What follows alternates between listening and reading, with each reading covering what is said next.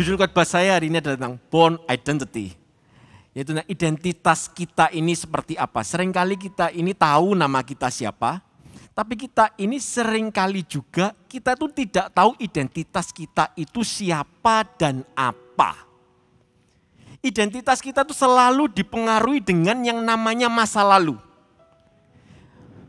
Masa lalu seseorang tak pernah bisa dirubah. Termasuk kita pun tidak akan pernah bisa merubah masa lalu orang lain, apalagi masa lalu kita. Masa lalu selalu ada yang baik dan ada yang mulia. Ada yang seolah-olah ada yang kepingin itu seolah hanya aku saja yang tahu, jangan ada orang lain yang tahu. Kita ingin pendam dalam-dalam. Seolah-olah kayak kalau seandainya ini bisa dihapus, bisa direvisi, aku mau revisi. Tapi juga ada masa lalu yang begitu penuh dengan kenangan yang indah. Setiap kita berapapun usia kita pasti punya yang namanya momen indah ataupun momen pahit di hidup ini. Dan itu namanya masa lalu. Masa lalu membuat kita ada saat ini. Masa lalu kita tuh menentukan kita saat ini. Seringkali orang itu gagal move on. Bilang, gara-gara dulu, seandainya dulu aku tidak begitu, maka aku tidak akan menjadi seperti ini. Aku akan jadi lebih baik lagi. Seandainya mama menyekolahkan aku lebih bagus, maka aku pasti lebih hebat. Seandainya. Masa kita saat ini menentukan masa depan kita. Sebelum saya masuk lebih lanjut, kita perlu tahu kerangka berpikirnya. Ini kayak sebuah lingkaran yang kalau kita tidak ngerti jalan keluarnya, kita akan selalu tersesat. Jadi ada 3 masa dalam hidup kita ini. Masa lalu, masa sekarang, dan masa depan. Masa lalu kita membentuk masa sekarang kita. Masa sekarang kita membentuk masa depan kita. Tetapi permasalahannya adalah begini. Banyak orang yang hidupnya di masa sekarang, tapi dia terpenjara di masa lalunya. Bayang-bayang masa lalunya mendikte dia sehingga dia tidak akan pernah menjadi lebih baik dibanding masa lalunya. Masa depannya menjadi sama seperti masa lalunya. Ketika dia ada di masa depan, dia akan ngomong ini, dulu seandainya. Selalu dia tidak bisa menggenapi masa depan. Sedangkan Alkitab berkata bukan, rancanganku ialah rancangan damai sejahtera. Yang mendatangkan hari depan penuh pengharapan. Tuhan berkata masa depan itu selalu cerah. Katakan amin. The best is yet to come. Yang the best itu bukan datang dari dulu. Datangnya nanti. Bahkan Alkitab berkata, takdir kita adalah umat yang lebih daripada pemenang. Umat lebih daripada pemenang itu bukan masa lalu kita, tapi masa depan kita. Amin. Tapi seringkali kita ini nggak paham. Hidup kita kalau kita ngomong masa depan, kita nggak punya cita-cita, kita nggak punya visi apapun. Kenapa? Karena kita tetap terpenjara di masa lalu kita. Sehingga kita selalu ditakdirkan sama iblis menjadi umat yang dikalahkan. Iblis itu selalu kontra sama Tuhan. Kalau Tuhan mau bikin kita menang, iblis mau jatuhkan kita. Kalau Tuhan mau bikin kita bahagia, iblis selalu sedihkan kita.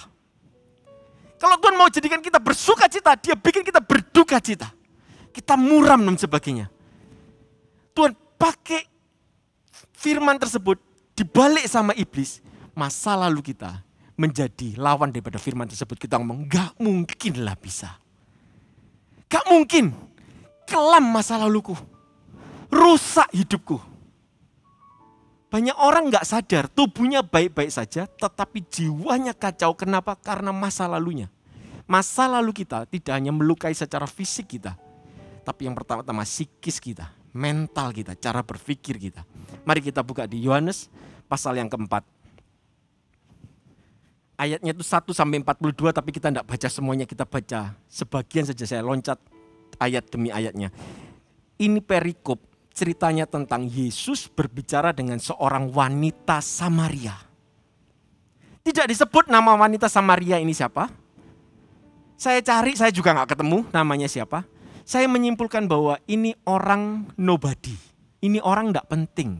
Ini orang bukan seorang hero, seorang pahlawan. Kalau seringkali kita pakai Daud, nanti kita ngomong Daud kan pilihan Tuhan. Daud itu hebat, dia raja. Aku ini siapa? Kalau kita pakai Paulus itu kan full timer, hamba Tuhan, rasul. Aku ini siapa? Hari ini kita akan lihat dari seorang yang bahkan tidak disebut namanya karena dia ngerasa dirinya tidak berharga. Dia adalah seorang wanita Samaria. Wanita Samaria itu banyak, gak cuma satu.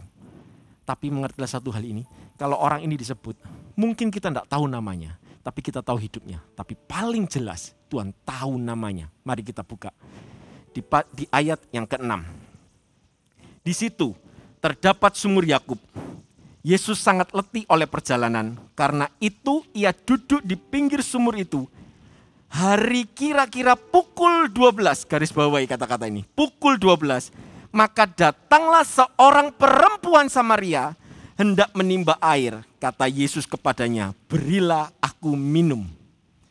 Cerita ini bukan cuma sekedar intro, background. Bukan, ini ada artinya. Setiap firman di dalam Alkitab kita itu selalu ditulis. Tuhan itu tidak pernah iseng. Kalau Tuhan tidak pernah iseng nyatakan firmannya ayat demi ayat, bahkan kata demi kata, maka dia pun tidak akan iseng ciptakan Anda dan saya. Amin. Setiap kejadian kita, mau jelek, mau buruk, mau baik, itu semua seizin Tuhan. Coba saya ajak Anda melihat di ayat yang ke-6 dan ayat ke-7 ini. Kita lihat dengan kaca pembesar. Kok bisa ya ada seseorang yang menimba air di siang hari bolong? Orang ini pasti orang bodoh. Kenapa? Kalau saya disuruh timba air, zaman dulu belum ada pompa air. Tahu ya, timba air itu berat loh. Sekalipun dia pakai cara hidrolik dan sebagainya, itu berat. Kenapa pekerjaan berat saya lakukan di siang hari bolong? Jam 12 siang, dimanapun kita berada, tetap matahari itu ada di atas kepala kita.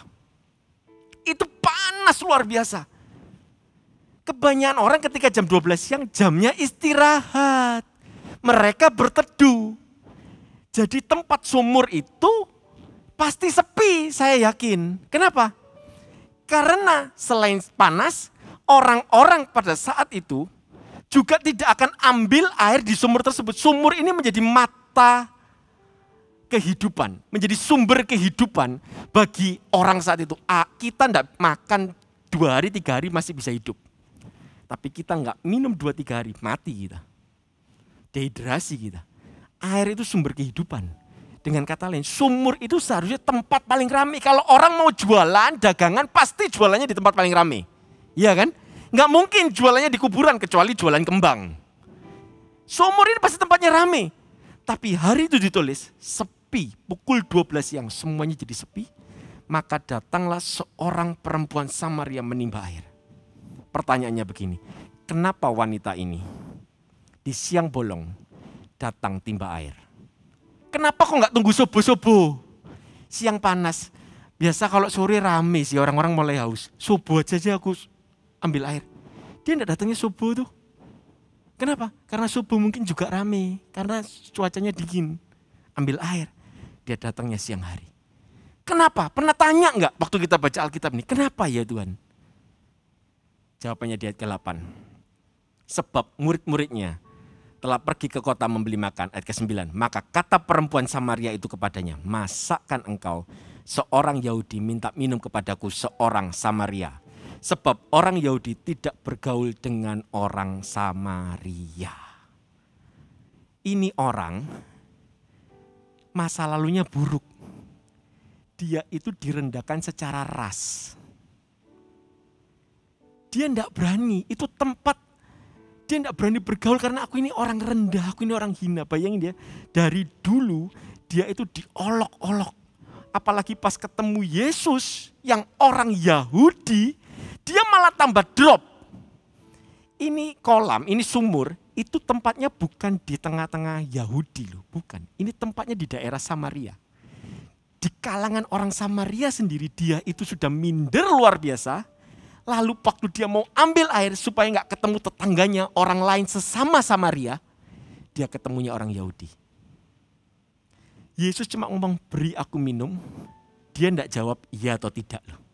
Dia jawabnya begini, masa engkau seorang Yahudi minta minum kepadaku? Ini orang bukan nantang Yesus. Ini orang terlalu mindernya, sampai-sampai dia mau nolak itu, pantaskah kamu ngomong sama aku? Gitu loh. Di zaman itu konteksnya, Yesus orang Yahudi, bukan cuma Yesus ya, orang Yahudi itu standarnya di atas Samaria. Orang Samaria itu dianggap lebih rendah. Dibilang kamu itu kafir, kurang lebih begitu deh. Orang Yahudi tidak mau bergaul dengan orang Samaria. Gak mau, haram bagi mereka. Kenapa? Karena mereka berpikir seperti ini loh. Tidak ada orang Yahudi yang makan apapun, bahkan sampai makan loh ya. Mereka gak cuma tidak berkomunikasi, sampai makan. Dengan kata lain dia tidak makan produknya orang Samaria. Apa maksud saya? Sampai segitunya. Kenapa? Karena mereka menganggap yang menjadi milik orang Samaria itu sama seperti makan daging babi. Wah, kalau bagi kita babi ya all you can eat. Tapi bagi orang Yahudi itu haram. Kalian yang pernah ke Israel, saya baca literatur dan semuanya. Itu kita bawa saus sambal merek tertentu dari Indonesia, itu dibilang haram. Orang Indonesia tidak bisa makan tanpa sambal. Dia bawa apa semua dibilang haram. Harus kudus, steril Israel. Itu sampai hari ini loh. Alkitab ini ribuan tahun yang lalu. Itu kulturnya, budayanya tetap sama. Pertikaian yang paling panas di muka bumi itu bukan pertikaian antara wanita, istri muda dan istri tua, bukan. Pertikaian yang paling panas di muka bumi itu pertikaian tentang ras dan agama. Orang kalau sudah ngomong ras itu bisa bunuh-bunuhan loh. Ini bukan ngomong harta, ngomong ras itu suku. Sukuku lebih hebat. Agamaku lebih mulia. Bahkan orang rela bisa bunuh orang lain, mengatasnamakan agama dan menganggap agama orang lain itu salah. Itu hal baru, hal lama. Ini ada. Di Alkitab tidak ada yang baru di bawah kolong langit ini, percayalah. Anda berpikir, corona itu baru? Ya virusnya baru. Tetapi di zaman perjanjian baru pun sudah ada. Namanya bukan corona tapi kusta. Orang yang kena kusta, semua orang takut, kucilkan, pakai masker, pakai sarung tangan. Lihat Yesus ketemu orang kusta diapain? Disembuhin. Yesus tidak pernah tolak orang. Yesus tidak lihat orang sebagai virus. Yesus lihat orang sebagai person. Yesus lihat orang Samaria ini tidak dipandang hina. Pernahkah Anda memandang rendah orang lain hanya gara-gara masalah suku? Yesus tidak pandang begituan. Dari ayat 6 sampai 8 ini, kita tahu orang Samaria ini dia punya masa lalu. Pertama-tama, dia direndahkan secara ras dan agama. Dia ngerasa kayak aku ini gak layak hidup. Aku ini dari lahir aku sudah pasti salah. Aku ini pasti orang yang tertindas. Aku ini bangsa yang dikutuk Tuhan. Yang dipilih Tuhan itu Israel. Bukan Samaria. Dia lahir dari kecil sudah kedoktrin begitu. Jadi bayangin ya, Anda pernah ketemu gak sama seseorang yang merasa aku ini jelek. Padahal dia gak jelek, tapi ada orang lain bilang gini, agak tua deh, ada goresannya. Langsung jahit, pasang benang. Bibirnya kurang tebel dikit deh, filler, botox. Saya kok sekarang ngomong gitu ya, masalah umur kali, pergaulan menentukan untuk... Sekarang itu begitu loh orang-orang. Orang bisa mindernya luar biasa cuma gara-gara orang lain ngomong, kamu jelekan ya. Langsung gak pede. Itu cuma satu orang. Samaria ini diomong bertahun-tahun. Seluruh generasinya termasuk papa mamanya digituin. Papa mamanya mungkin gini lah. Nak, kamu gak usah mikir tinggi-tinggi ya. Kita ini gak akan pernah bisa sukses kok. Kita ini orang miskin. Kita ini orang rendah. Kalah sama orang Yahudi. Kita ini haram nak. Sampai sebegitunya. Kita lanjut. Di ayat yang ke-16, lompat ya. Terus Yesus ngomong lagi. Kata Yesus kepadanya. Pergilah, panggillah suamimu dan datang ke sini. Kata perempuan itu, aku tidak mempunyai suami. Kata Yesus kepadanya, tepat katamu. Bahwa engkau tidak mempunyai suami. Sebab engkau sudah mempunyai 5 suami. Dan yang ada sekarang padamu bukanlah suamimu. Dalam hal ini engkau berkata benar. Yesus itu lagi ngobrol sama orang ini. Tapi kalau saya baca firman ini saya kagum. Saya jatuh cinta sama Tuhan. Kenapa sih? Setiap kali Tuhan ngomong itu selalu ada selaput di mata kita yang dibukakan. Saya jadi ngerti bahwa firman itu memerdekakan. Pertamanya saya cuma beriman, iya firman memerdekakan. Tetapi ketika saya renungkan begini, saya baca percakapan Yesus dengan orang Samaria ini, saya jadi tahu wanita Samaria ini dimerdekakan dari setiap luka di hidupnya. Dari masa lalu di hidupnya. Dia tidak punya identitas. Identitasnya wanita Samaria ini, dia berkata aku orang haram. Dan yang kedua adalah aku wanita bukan baik-baik. Kenapa? Dikatakan sama Yesus, pergilah panggil suamimu. Ngapain Yesus nyuruh kayak begitu? Ketika Yesus tanya begitu, pasti dengan sebuah maksud. Ketika Yesus pergilah panggil suamimu, dia menjawab, aku tidak mempunyai suami. Dia bohong. Yesus maha tahu bukan? Maha tahu kan? Kalau Yesus tidak maha tahu, Yesus pasti hari itu, saya tidak tahu harinya kapan. Dia nggak mungkin ada di sumur itu jam 12 siang. Kalau tadi kita ngelihatnya, orang Samaria ngapain ya datang jam 12 siang? Pertanyaan sebaliknya, ngapain ya? Yesus nunggu di sumur sebelum jam 12 siang. Dia menunggu wanita Samaria itu. Demikian pula dengan sore hari ini. Anda datang ke ibadah ini kelihatannya kebetulan datang kayak wanita Samaria. Yesus tidak pernah kebetulan. Yesus sudah tunggu Anda sebelum jam 5 sore untuk mau bercakap-cakap dengan Anda. Seperti Yesus bercakap-cakap dengan wanita Samaria ini. Yesus tanya, mana suamimu? Orang itu kalau aibnya dibuka, Yesus tuh maha tahu loh. Tapi ketika Yesus dengan segala kemahatauannya, dia itu tetap Allah yang gentle. Dia itu baik. Kalau saya jadi Yesus, saya lihat ini orang berkelit terus, saya akan ngomong, hei wanita tunasusila, kupu-kupu malam. Saya akan ngomong gitu, tobat, saya bilang gitu. Yesus, dia tidak sebut wanita tunasusila loh. Kenapa? Wanita ini punya masa lalu, lukanya menganga. Saya tidak tahu luka Anda apa. Tapi lihat bagaimana cara Yesus menghandle sebuah luka. Tidak dikasih alkohol. Orangnya bohong. Yesus berkata begini. Iya, tepat katamu bahwa engkau tidak punya suami. Yesus itu bukan begini ngomongnya. Terus, bohong terus. Nah, 5 kan suamimu kan? Enggak gitu loh. Dia bilang, tepat katamu.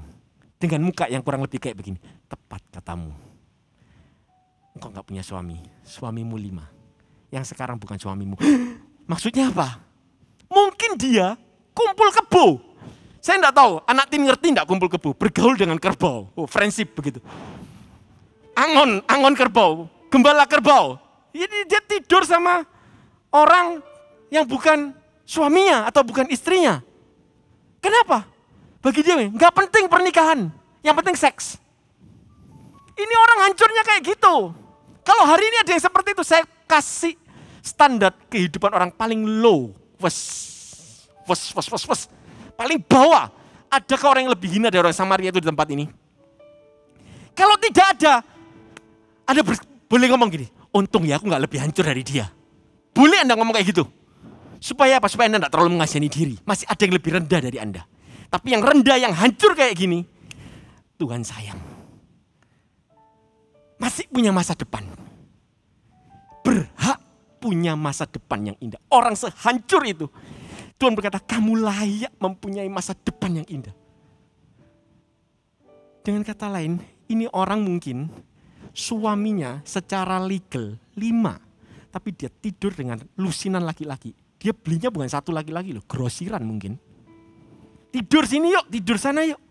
Yang dimaksud dengan suami, yang sekarang ini bukan suamimu, itu bukan berarti dia sedang tinggal sama sanak saudaranya loh. Dia sedang menjanda loh, bukan loh.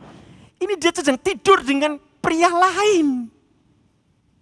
Jadi bayangin, bisa ngerti ya? Yesus bukan orang Samaria, tapi Yesus ngerti lukanya orang ini. Orang ini di antara orang Samaria dia sudah rendah hina. Dia ketemu sama orang Yahudi.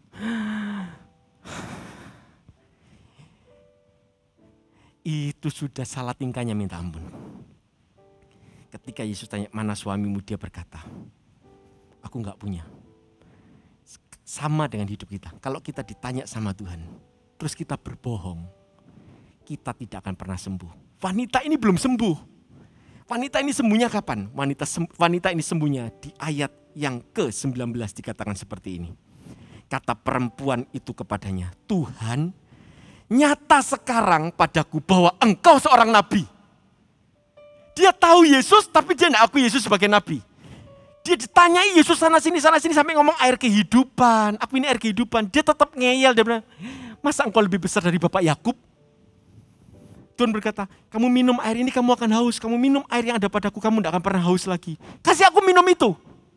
Dia nantangin Yesus. Orang kalau datang ke gereja nantangin Tuhan, bohong terus, ngeles terus, beralasan, takkan pernah ketemu Tuhan. Pulang dari tempat ini tetap jadi orang yang sama. Berapa banyak orang ketemu Yesus yang tidak bertobat? Orang Samaria ini, dia ketemu Yesus. Dia berubah bukan karena semata-mata Yesus Maha Kuasa. Tapi karena dia mau jujur ngaku. Dia bilang, engkau seorang nabi. Masa lalu wanita Samaria ini pulih bukan ketika ketemu Yesus. Masa lalu Samaria ini pulih karena dia jujur di hadapan Yesus. Halo, Anda datang ke gereja, takkan ada apa-apa di hidup Anda kalau Anda tidak terbuka sama Tuhan. Bagaimana cara kita bisa pulih dengan masa lalu kita? Yang pertama-tama kayak Samaria ini, jujur. Jangan menyangkal. Jujur aja sekalipun malu. Malu loh. Saya tuh jadi paham kenapa wanita Samaria ini bohong. Karena dia ngomong begini, ngapain sih aku mempermalukan diriku? Aku ini sudah malu. Ngapain aku perlu menceritakan aibku lagi? Apalagi terhadap orang Yahudi itu. Makanya dia ngomong seolah-olah aku ini orang baik-baik saja. Tapi dia tidak bisa sangkali identitasnya, dia orang Samaria. Kelihatan kan dari aksennya, dari gaya berpakaiannya, wajahnya. Ketika seseorang terpenjara dalam masa lalunya, hidupnya tidak akan pernah baik. Kayak wanita Samaria ini. Dampak bayang-bayang dari masa lalu yang pertama adalah dia jadi pribadi yang insecure, gak aman. Mau ketemu sama siapa aja dia ngerasa gak pede. Dia ngerasa gak layak, dia rasa rendah. Dia jadi pribadi yang sensitif. Orang yang insecure pasti sensitif. Pasti orang lagi ngomong ngerasani ya. Tertuduh. Kenapa? Masa lalunya berteriak terus. Padahal orang lain tidak sedang ngomongin dia. Kenapa kok itu terjadi? Mari saya masuk sedikit lebih dalam ke dalam luka masa lalu. Seseorang yang insecure, orang itu sensitif. Alasannya kenapa? Karena dia takut. Ya. Orang itu seringkali nyerang duluan karena dia punya kelemahan. Orang yang suka bully orang, itu kemungkinan besar masa lalunya tidak baik. Tapi daripada dia diserang duluan, dia serang duluan. Daripada dia diserang orang lain, dia serang orang lain duluan. Insecure, sensitif, hidup dengan ketakutan. Ketika dia hidup dengan ketakutan, terus ketemu orang yang maha tahu apa yang terjadi, atau orang yang mengetahui lukanya, dia selalu berbohong. Persis ya, wanita Samaria ini kayak gitu kan. Dia bohong, dia tutupi masa lalunya, dia tutupi lukanya, dia tutupi kesalahannya, supaya seolah-olah dia kelihatan benar. Padahal kebohongan membuat seseorang semakin masuk lebih dalam, terpenjara dalam masa lalunya.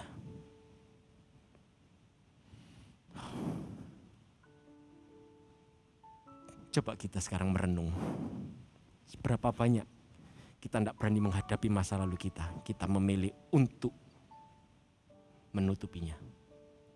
Kubur dalam-dalam.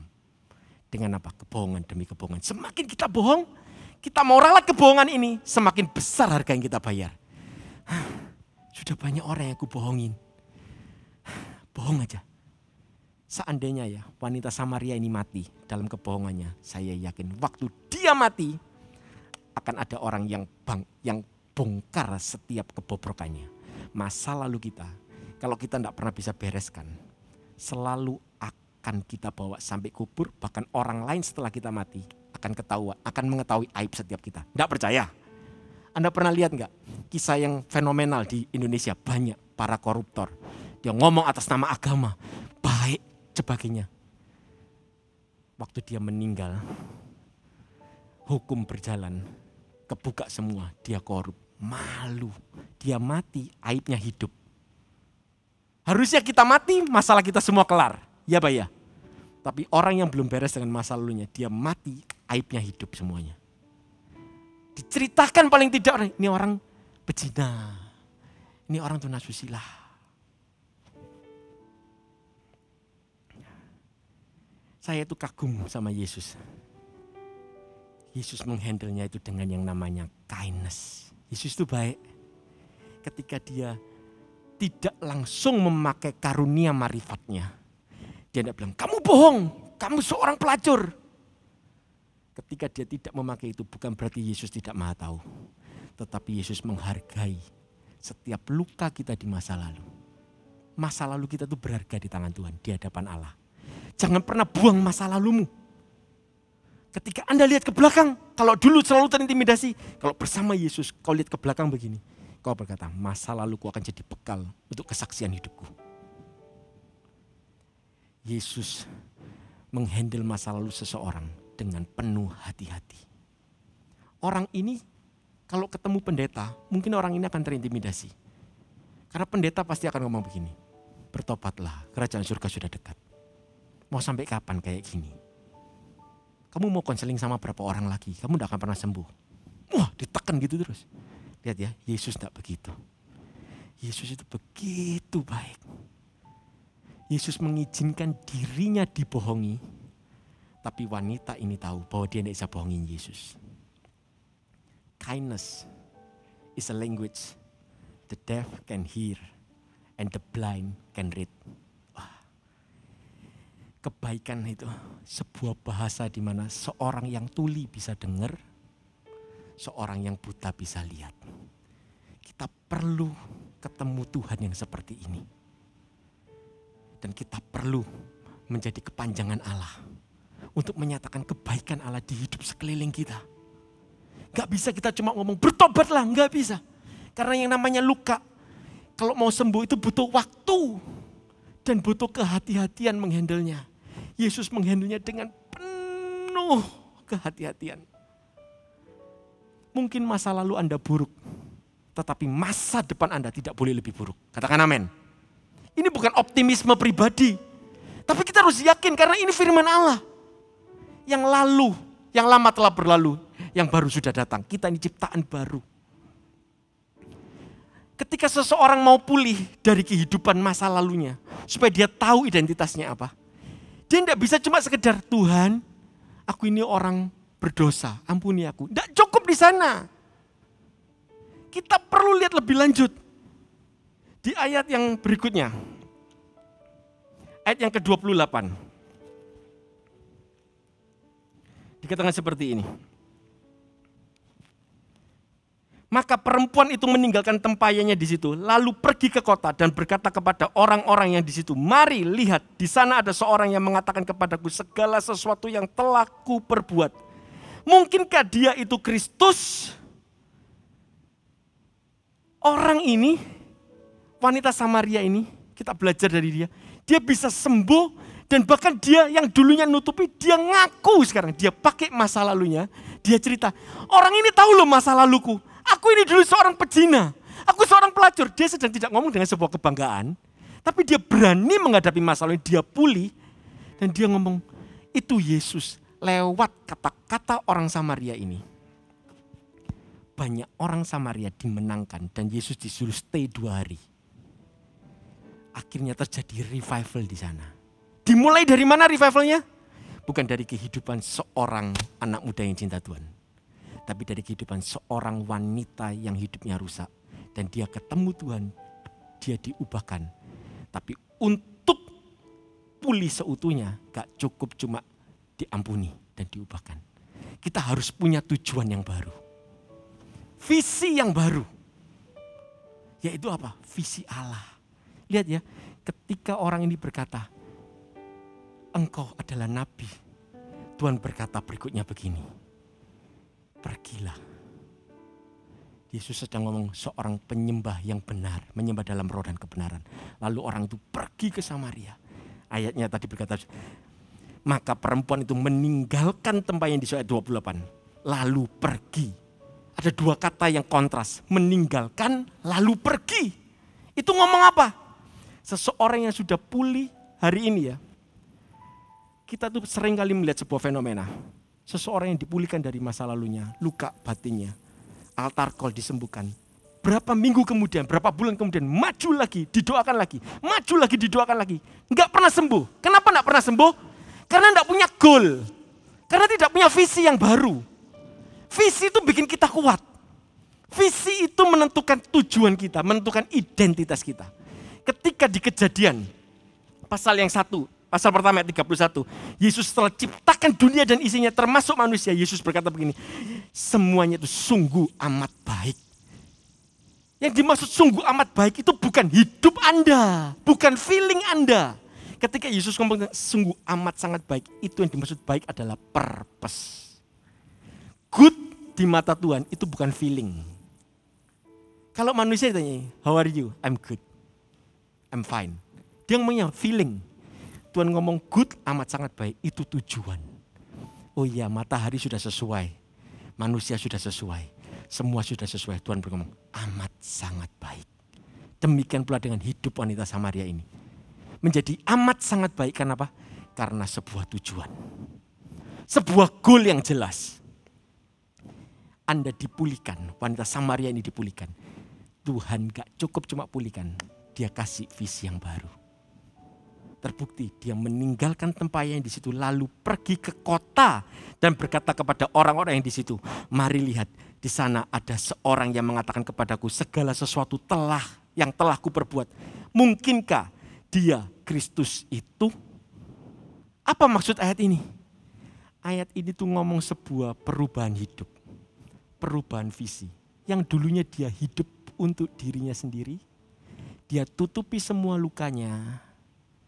Dia tidak pusing dengan tujuan Allah. Tetapi ketika dia berjumpa dengan Tuhan, dia menemukan kasih Allah. Dia tidak bisa menahannya. Akhirnya dia pergi tinggalkan tempayannya. Lalu pergi ke kota. Prioritas hidupnya berubah. Tempayanku tidak lagi penting buat aku. Orang lain perlu tahu cerita ini. Orang lain perlu tahu Yesus yang sembuhkan aku. Amin. Seseorang yang hidupnya kejumpa sama Tuhan, pasti visinya berubah. Born identity, itu gak cuma ngomong tentang Anda diciptakan seturut gambar dan rupa Allah. Bukan. Anda bisa ngomong, aku seturut gambar dan rupa Allah. Tapi kalau tujuan hidup Anda tetap untuk diri Anda sendiri, identitas Anda adalah manusia lama. Born identity, itu ngomong tentang tujuan kita diciptakan sesuai dengan amanat agung Allah.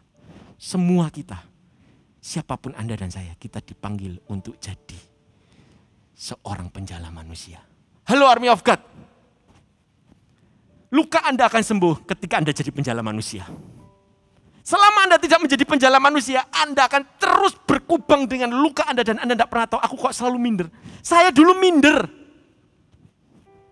Tapi saya harus segera lulus dari minder saya. Kenapa? Karena saya tahu tujuan hidup saya. Kalau Anda tidak punya tujuan hidup Anda pasti akan jatuh bangun. Kenapa orang itu jatuh bangun dengan luka, dengan intimidasi, sensitif, gampang tersinggung dan sebagainya? Jangan pernah salahkan iblis. Salahkan diri Anda sendiri. Karena Anda tidak punya visi yang baru. Tuhan itu kasih kita visi baru. Firman ini sudah sangat jelas. Ayat ke-38. Aku mengutus kamu untuk menuai apa yang tidak kamu usahakan. Orang-orang lain berusaha. Dan kamu datang memetik hasil usaha mereka. Dan banyak orang Samaria dari kota itu telah menjadi percaya kepadanya, kepada Yesus. Karena siapa? Bukan karena perbuatan Allah. Tapi karena perkataan perempuan itu. Anda adalah kepanjangan Allah atas muka bumi ini. Kalau Anda tidak berkata apa-apa, tidak akan terjadi mujizat, tidak akan terjadi kebangunan rohani. Dan tidak akan terjadi pertobatan di keluarga Anda maupun teman-teman Anda. Jangan pernah salahkan Tuhan. Kenapa? Karena Anda sibuk dengan luka Anda. Anda sibuk dengan dosa Anda. Anda sibuk dengan perasaan ditolak. Perasaan tidak dihargai. Sudahlah, kalau Anda punya perasaan kayak gitu, datang ke CG. CG itu adalah tempat Anda dihargai tanpa Anda berbuat apa-apa. Anda diterima, dicintai, diizinkan sharing. Sekalipun sharing yang ngaco, muter sana sini, tetap dihargai. Semua orang gini, thank you ya sudah sharing. Iya Pak, iya. Kan ada yang begini, ngomongnya lain kali aja, jangan di CG, tempat lain aja. Nggak ada, nggak mungkin CG ilmu ngomong gitu.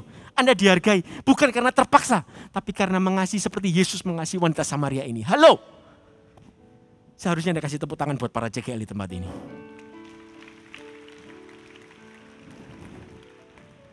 Wanita ini ngelantur, Tuhan tidak pernah tolak Samaria.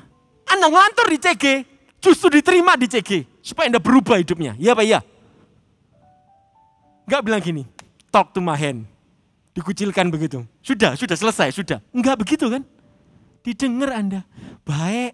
Padahal dalam hati, aduh kok bulat gitu. Sama Yesus dalam hati ya gitu. Aduh bohong lagi. Tapi Yesus bilang, tepat kata-katamu. Suamimu 5. Yang ini bukan suamimu. Anda tidak sadar ya Anda dicintai di CG. Masa hati Anda lebih bebal daripada wanita ini. Wanita ini bisa ngerasain kebaikan Yesus loh. Yesus tidak tumpang tangan. Yesus tidak gini, mau ngerasain Roh Kudus, taruh kedua tangan di dadamu dan berbahasa lidah. Enggak. Yesus cuma ngobrol, dia bisa ngerasa dia dikasihi. Anda mau menginjili orang, nggak perlu Anda hafal Alkitab. Anda baik aja. Kindness is a language that the deaf can hear. Orang tuli bisa dengar. Halo, itu bukan mujizat. Iya itu mujizat. Di satu sisi itu ada mujizat kesembuhan. Tapi yang beginian, ini sedang ngomong tentang kehidupan orang yang terluka. Ayat ke-40. Ketika orang Samaria itu sampai kepada Yesus, mereka meminta kepadanya supaya ia tinggal pada mereka. Dan ia pun tinggal di situ 2 hari lamanya. 41. Dan lebih banyak lagi orang yang menjadi percaya karena perkataannya. Dan mereka berkata kepada perempuan itu, kami percaya, tetapi bukan lagi dari karena apa yang kau katakan. Sebab kami sendiri telah mendengar dia dan kami tahu bahwa dia benar-benar juru selamat dunia. Wow. Kisah ini itu disingkat, tapi kalau mau dijelaskan, itu sedang ngomong kehidupan pertobatan seseorang selama belasan tahun. Maksudnya gimana? Wanita ini menggambarkan kehidupan seseorang yang berdosa, yang penuh dengan luka. Dan ketika dia ketemu sama Yesus, dia jujur, dia terbuka di hadapan Allah. Dia ngaku, iya Tuhan aku orang berdosa. Dia dipulihkan. Setelah dia dipulihkan, dia punya goal yang baru. Yaitu apa? Menjadi penjala manusia. Dia beritakan Injil. Orang-orang mungkin ikut dia karena apa kata dia. Dan sampai di fase berikutnya, ini masa depannya, apa yang terjadi? Dia menjadi bapak rohani.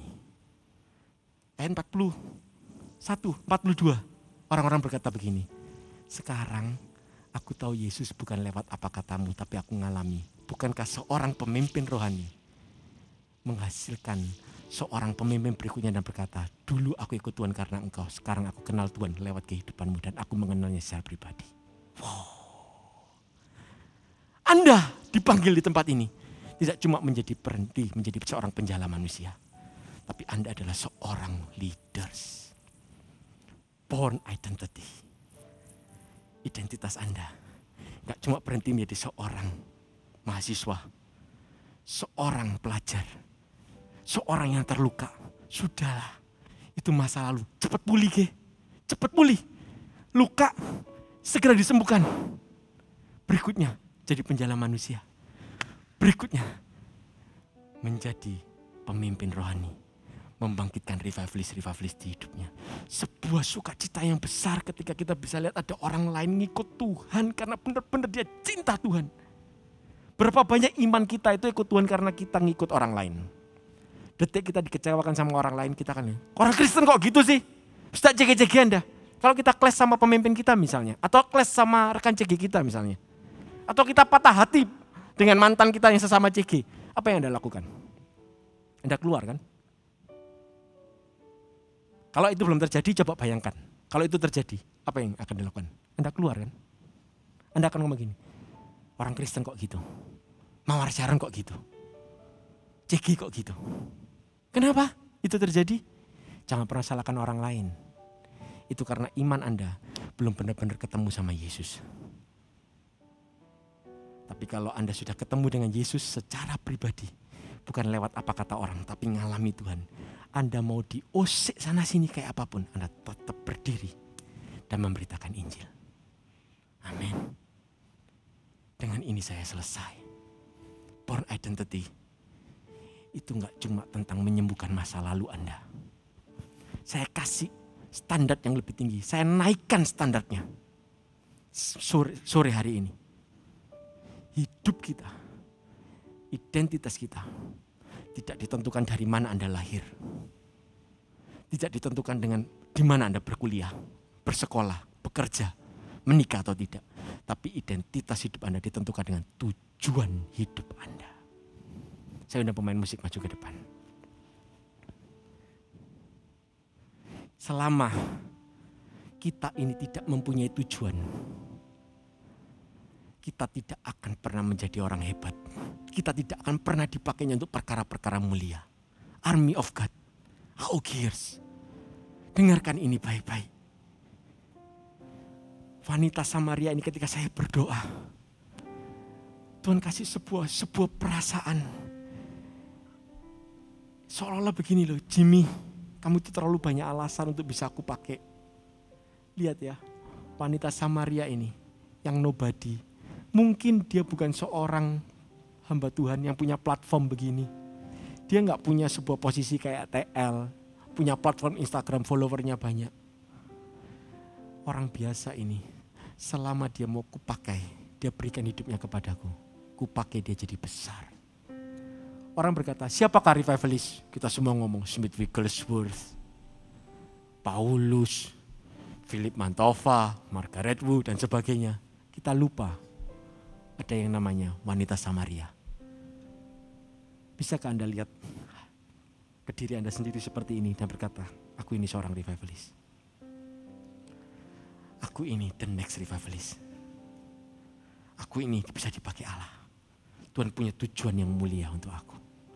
Ketika wanita ini punya tujuan yang mulia, masa lalunya Tuhan tidak rubah. Tuhan tidak pernah merubah masa lalu kita.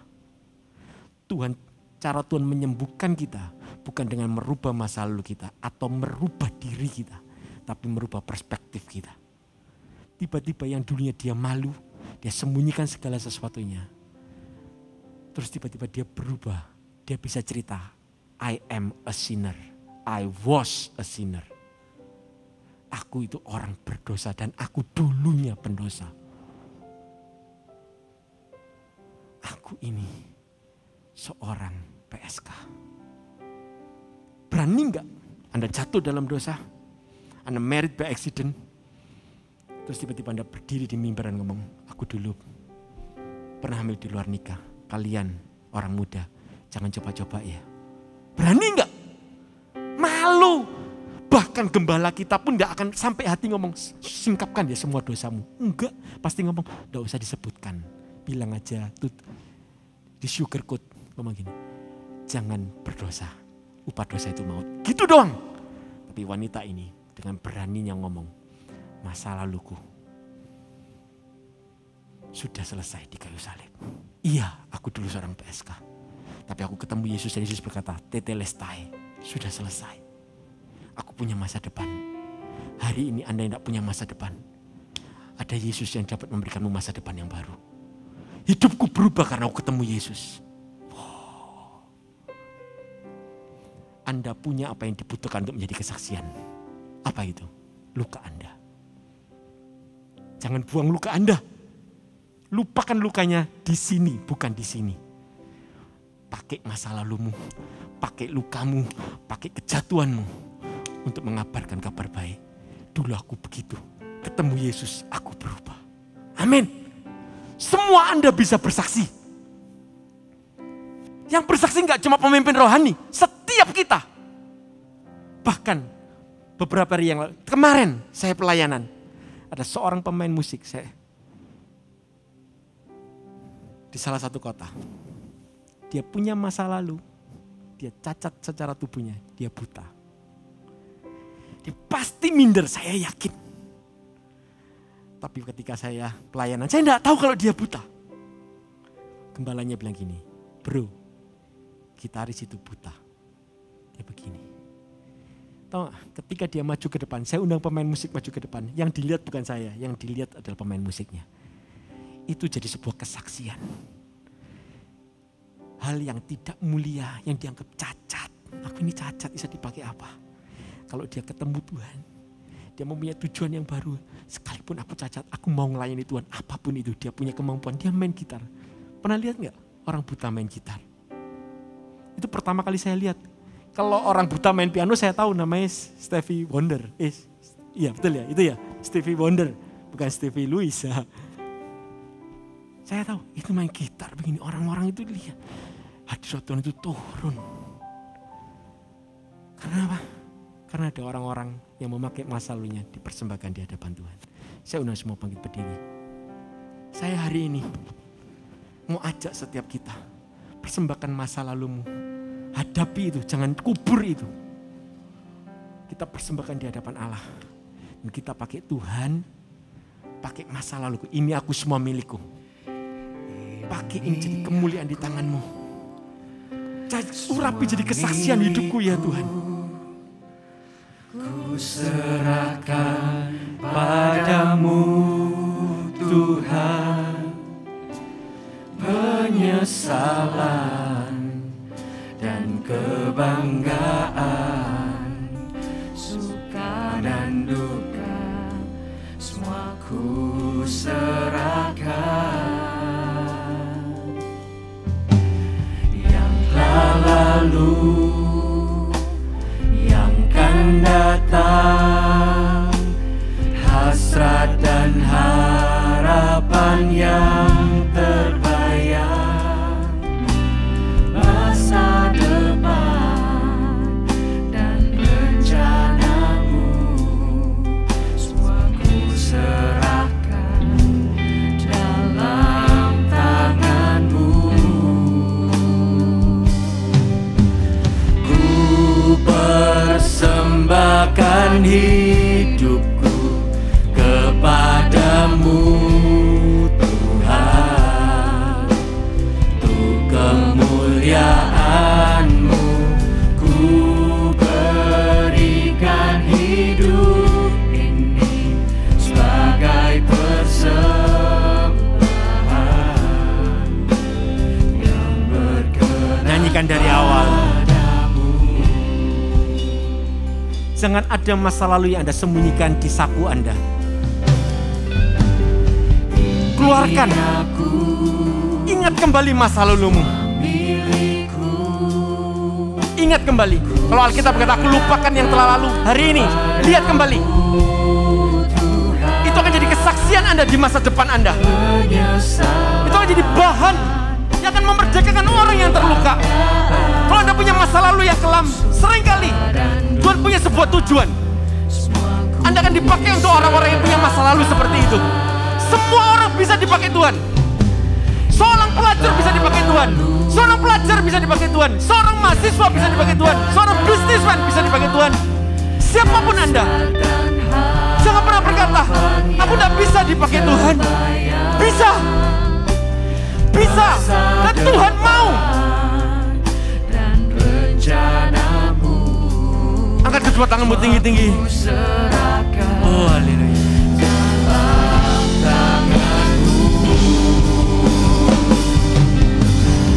Ku persembahkan hidup kepadamu Tuhan, kemuliaan-Mu ku berikan hidup ini sebagai persembahan. Nyanyikan lebih tinggi lagi. Haleluya.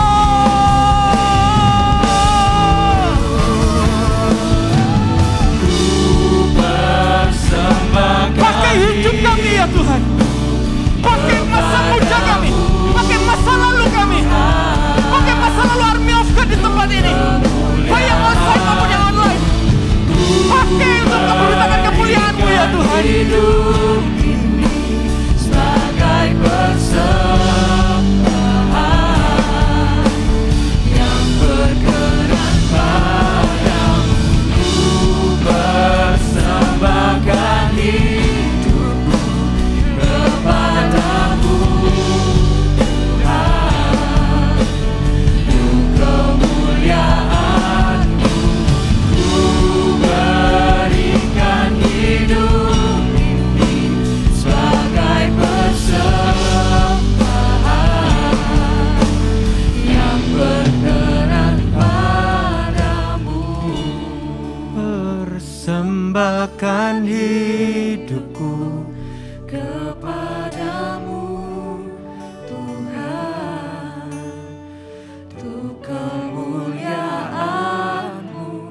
Ku berikan hidup ini sebagai persembahan yang berkenan padamu. Tuhan Yesus, Kau Allah yang panjang sabar. Kau Allah yang penuh dengan kasih karunia ya Tuhan. Berkali-kali kami jatuh, berkali-kali kami membantah-Mu, tapi Engkau tetap sabar dengan kami. Engkau Allah yang baik ya Tuhan. Terima kasih ya Tuhan, Kau tetap memberikan kami sebuah mimpi. Kau tetap berharap atas hidup setiap kami. Bahkan Kau tetap mempunyai sebuah tujuan atas hidup kami. Bapa, hamba berdoa saat ini ya Tuhan. Datanglah kerajaan-Mu, jadilah kehendak-Mu di hidup kami seperti di surga. Biar tujuan-Mu digenapi di hidup setiap kami ya Tuhan. Setiap jemaat di tempat ini Tuhan, Kau pakai mereka. Seperti Kau pakai wanita Samaria ini ya Tuhan. Pakai kami ya Tuhan. Pakai kami menjadi saksi-Mu. Terima kasih ya Bapa. Terima kasih ya Tuhan. Kau tidak pernah buang kami. Kami siap. Kami mau ya Tuhan. Katakan kami siap. Aku siap Tuhan. Katakan bersama-sama dengan saya. Aku siap ya Tuhan. Aku mau. Ku persembahkan hidupku kepadamu, Tuhan, untuk kemuliaan-Mu. Ku berikan hidup ini sebagai persembahan yang berkenan padamu. Ku berikan hidupku kepadamu, Tuhanku. Persiapkan hatimu, perjamuan kudus nanti diambil di rumah, nggak dibuka di sini ya, tapi bisa angkat saja.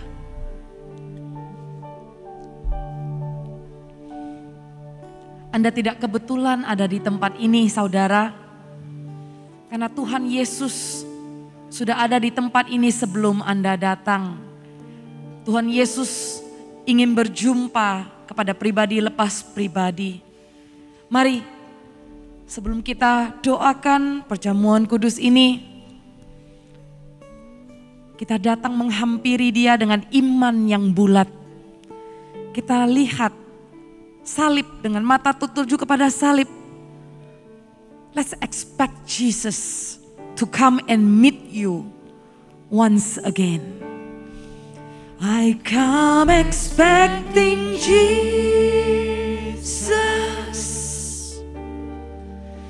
to meet me in this place. I come expecting to receive His mercy and His grace. When I eat the bread and drink the wine, it will be a holy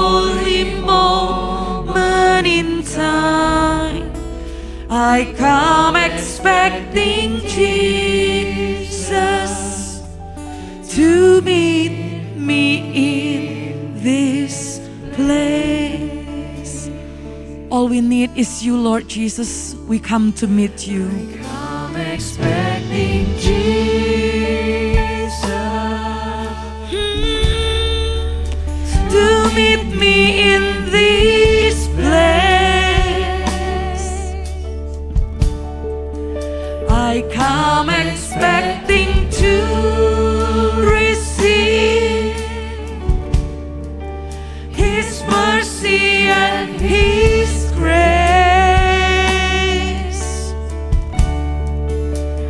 When I eat the bread and drink the wine, it will be a holy moment in time.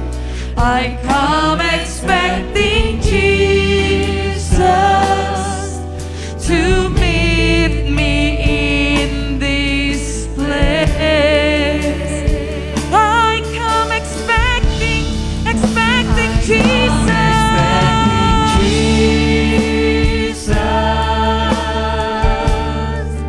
To meet me in this place. I come expecting to receive His mercy and His grace. When I eat the bread and drink the wine, it will be a holy moment in time.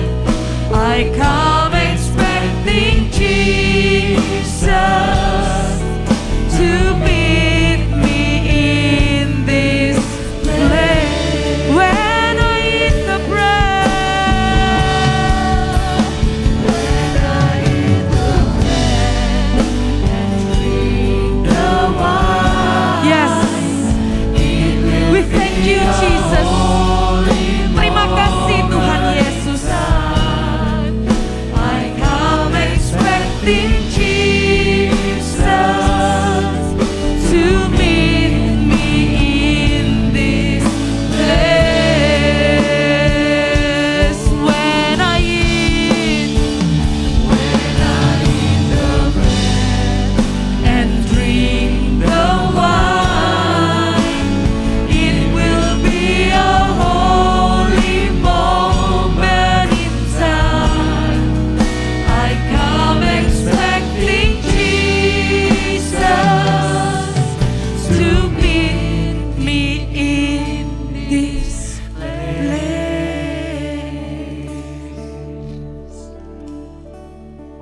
Sin no more. Karena Dia adalah Allah yang setia dan adil. Barang siapa yang mengakui dosanya, bukan saja mereka diampuni, tapi mereka akan dikuduskan, disucikan sekali lagi.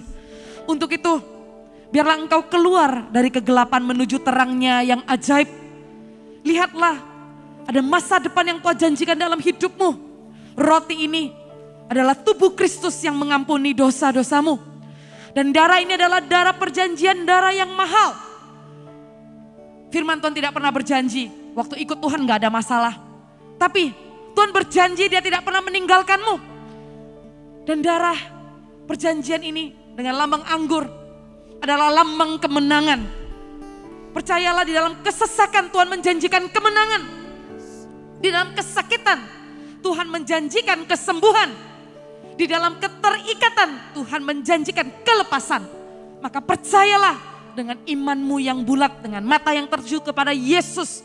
Suatu engkau mengambil bagian di dalam roti dan anggur ini. Dia adalah Tuhan yang bertahta dalam hatimu. Tuhan Yesus berperkara. Di dalam nama Tuhan Yesus, sama-sama katakan amin. Angkat kedua tanganmu. Terimalah berkat datang dari Allah Bapa, Tuhan Yesus yang mengasihimu tanpa syarat, yang selalu mengasihimu, dan Roh Kudus yang selalu rindu bersekutu denganmu Pagi, siang, sore, dan malam apapun keadaanmu. Waktu engkau lemah, waktu engkau kuat, Roh Kudus selalu ada bersama denganmu. Maka pulanglah dengan membawa kasih, sukacita, damai sejahtera. Allah Immanuel menyertaimu dari sekarang